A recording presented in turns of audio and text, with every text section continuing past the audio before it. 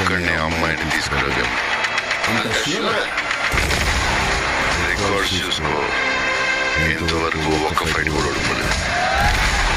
ఈ యుద్ధం మళ్ళీ మొదలైనట్టుంది. ఇది కూడా ఓడిపోను.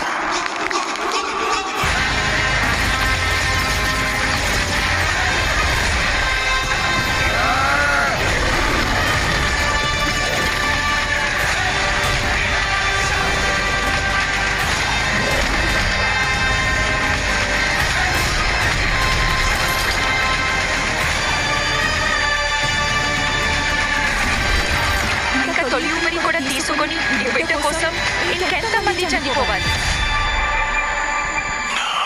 భయపడకు, మరో ప్రపంచం వస్తుంది.